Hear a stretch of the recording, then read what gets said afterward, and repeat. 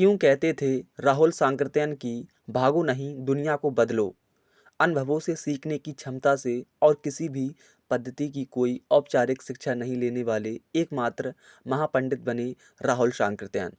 उनके जीवन परिचय से ज्ञात होता है कि उनकी शिक्षा केवल मिडिल स्कूल तक ही हुई थी।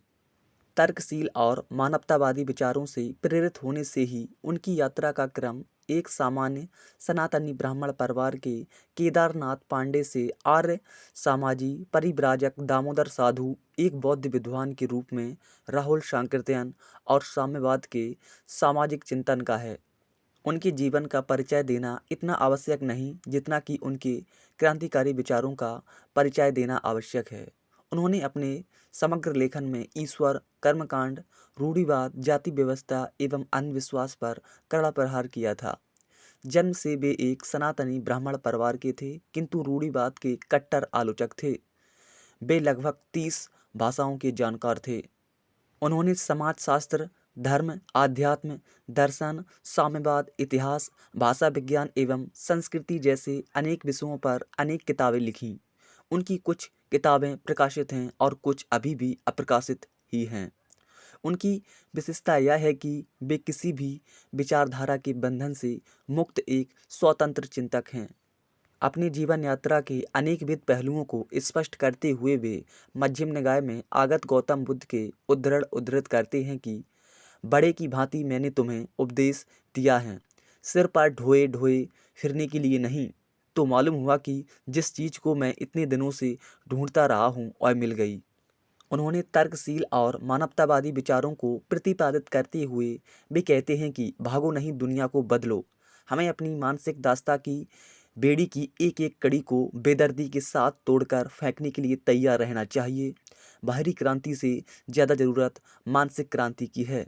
हमें आगे पीछे, दाहिने बाएं दोनों हाथों से नंगी तलवारें नाचते हुए अपनी सभी रूढ़ियों को काटकर आगे बढ़ना होगा। जीवन के अंतिम दिनों में उनका झुकाव कार्ल मार्क्स के सिद्धांतों की ओर हुआ।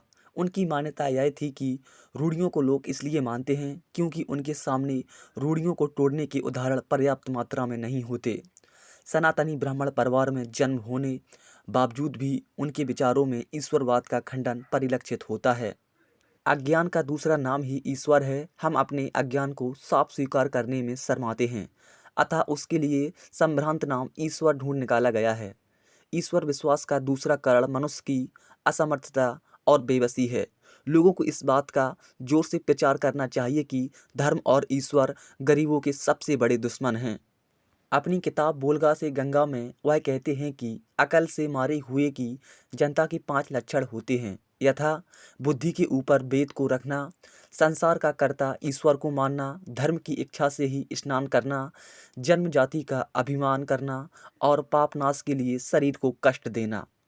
वर्तमान राजनीति में मजहब एक मुख्य बिंदु बन गया है।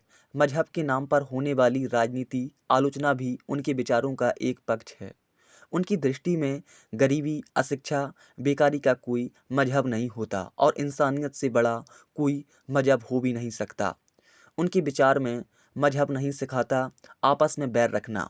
इस सफ़ेद झूठ का क्या ठिकाना। अगर मजहब बैर नहीं सिखलाता तो चोटी डांडी की लंबाई में 1000 बरस से आज तक हमारा मुल्क पामाल क्यों है। पुराने इतिहास को छोड़ दीजिए, आज भी भारत के शहरों और गांवों में एक मजहब वालों को दूसरे मजहब वालों के खून का प्यासा कौन बना रहा है और कौन गाय खाने वालों को गोबर खाने वालों से लड़ा रहा है। असल बात यह है कि मजहब तो है, सिखाता आपस में बैर रखना, भाई को सिखाता है भाई का खून पीना।